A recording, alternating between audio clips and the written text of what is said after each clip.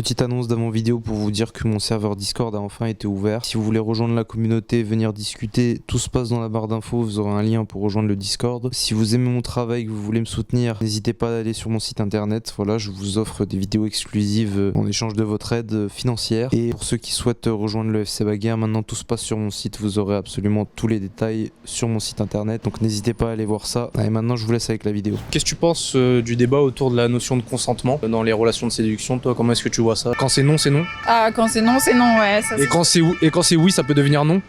Ça peut devenir non. Si la personne est pas cool avec toi et que t'as beau avoir dit oui au début, si à un moment tu dis non, c'est non. Il n'y a pas des moments où vous dites non, mais c'est pour faire languir le mec, justement pour qu'il retente derrière? Pour le faire un peu plus désiré? Non. Quand tu dis non, c'est que t'as pas envie, c'est que t'as pas envie. Le non avec un petit sourire en mode je vais te faire patienter. Non, ça veut dire non, mais non, mais plus tard. Genre non sur l'instant, mais peut-être plus tard, quoi. Genre. Oui, bah, c'est non pour l'instant. Non, donc tu tentes rien. Donc plus tard, si je te dis oui, tu viens, quoi. Mais si elle dit oui et que au final elle se rend compte que ça va pas, etc., bah, elle peut dire non et enfin. C'est pas parce qu'on dit oui que c'est oui absolu et... Bon, comment on fait, tu vois? Comment est-ce qu'on fait ça? Dire il n'y a pas de oui absolu maintenant? Non, ça peut être oui et on va s'embrasser et au final ça va peut-être aller plus loin et puis là se dire bah non finalement ça me plaît pas et arrêter. Parce que j'ai l'impression des fois avec certaines féministes, j'ai l'impression que les femmes sont des robots pour elles. C'est oui non définitif. Faut poser les questions, quoi. Faut être clair. Faut tu demandes donc c'est définitif ou pas. Qu'est-ce que vous pensez justement le fait que la parole se libère et que les femmes accusent de plus en plus publiquement des harceleurs ou des potentiels harceleurs? Ah, il faut et il y a que comme ça qu'on peut avancer et il y a que comme ça que peut-être un jour on arrivera dans une société où il y en aura moins et où ce sera condamné plus systématiquement que ça ne l'est aujourd'hui. Est-ce qu'il ne vaut pas mieux faire en sorte de limiter le harcèlement de rue en allant creuser à la source et faire en sorte que le système judiciaire soit un peu plus efficace qu'actuellement, plutôt que d'encourager un comportement de délation? Je sais pas, en vrai...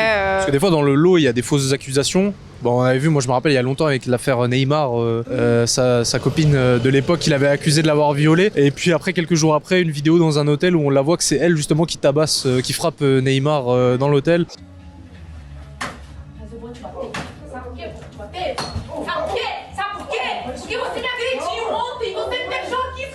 Enfin, les hommes sont très manipulateurs. Et du coup, ils peuvent dire... Oui, mais aussi... Oui, mais genre, il peut dire à sa copine, ouais, si on couche pas ensemble, je te quitte, nanana. Et au final, du coup, sa copine, elle va être forcée à dire oui parce qu'elle tient à la personne. Et du coup, ça, pour moi, c'est considéré comme un viol parce qu'au final, elle était sous l'emprise de son copain et elle s'est pas dit forcément qu'elle le voulait ou pas. Je pense que c'est un truc qui est beaucoup plus complexe, c'est que, en fait, ça permet de remettre un peu nos gestes en question. Et que des fois, il y a plein de vides juridiques, il y a plein de choses, tu vois, qui peuvent pas aller jusqu'à la justice, mais que c'est par exemple des regards, des choses comme ça insistants, qui peuvent être perçus comme du harcèlement et qu'il faut aussi accepter que n'importe qui peut être harceleur et que même moi, tu vois, si je fais attention et tout, ça peut m'arriver d'être harceleur sans m'en rendre compte parce que bah on est éduqué comme ça et que c'est un problème qui est beaucoup plus complexe que simplement. Pour toi, les hommes sont tous potentiellement des harceleurs? Tous les hommes? Bah je pense que c'est vrai. Enfin moi c'est pas à moi de répondre ça en fait. Parce que moi, genre quand je suis dans la rue. Bah pas vraiment parce que en fait moi je pense qu'aujourd'hui il faut aussi accepter qu'on peut pas avoir notre avis sur tout et que des fois il y a des trucs qu'on peut pas avoir notre avis, on peut pas comprendre. Et moi tu vois j'ai des potes quand on sort avec des meufs dans la rue dans Paris, ça leur arrive des dingueries et tout, toi t'es là comme ça, tu marches, toi quand tu marches dans la rue tu penses même pas que tu peux te faire agresser ou que tu peux te faire regarder mal, tu vois. Parce que t'es un mec et moi le seul truc, je me dis bon à la limite tu peux te faire agresser, des trucs comme ça, mais à aucun moment tu te dis tu peux te faire harceler sexuellement, tout ça. Toi c'est quoi justement les gestes que t'as dû éliminer de ton quotidien, les choses qui te faisaient potentiellement passer pour un harceleur? C'est juste le fait de, tu vois quand t'es dans la rue, t'es avec tes potes, quand tu regardes des gens, tout ça. Je sais que par exemple le soir quand tu rentres et que tu vois qu'il y a une fille qui est toute seule sur le trottoir d'en face, bah au lieu de tu vois d'être sur le même trottoir, tu peux te décaler pour montrer que tu vois que t'es pas... T'as rien à te reprocher, que t'es pas en train de la suivre. Il faut juste accepter en fait que c'est pas toi le problème, enfin que c'est pas à toi de trouver le problème, c'est qu'il faut accepter qu'il y ait des gens qui puissent voir des problèmes que toi tu peux même pas envisager en fait. Twitter, dans les hashtags, enfin les conversations, c'était elle qui apparaissait en premier quoi, c'était pas Roméo Elvis, c'était Angèle, alors que voilà le principal intéressé de l'histoire c'est quand même Roméo Elvis et pas forcément elle. Du coup je trouve que encore une fois on place encore la femme, enfin c'est... Il y a toujours une femme qui est responsable de quelque chose et... Ce problème, je voyais un peu sur les réseaux sociaux, on parlait à Angèle, mais genre elle est pour rien, elle a pas de compte à rendre. Enfin, moi je vois un peu quand même, j'ai l'impression que y a plein de mecs qui ça les dérange de voir des meufs comme ça aussi influentes qui utilisent un peu leur influence pour pouvoir parler de ces choses-là qui sont des choses importantes, tu vois. Et du coup, dès qu'il y a une petite bête, on va essayer un peu de c'est quand même des mecs, etc., qui demandaient des comptes à elle parce qu'au final, ils trouvent qu'elle force sur ces questions-là, alors qu'elle a jamais forcé.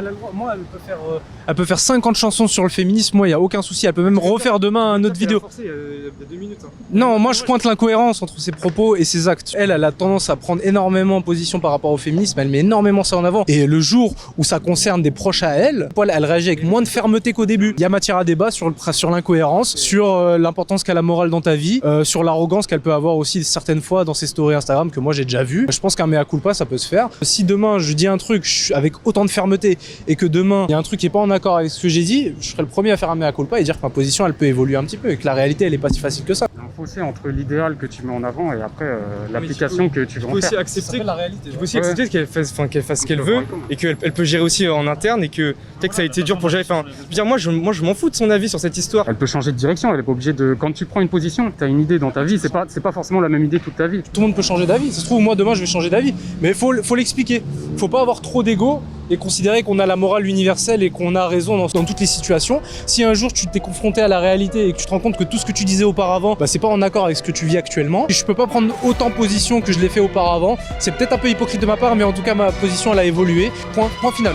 Et là tout le monde aurait fermé sa gueule.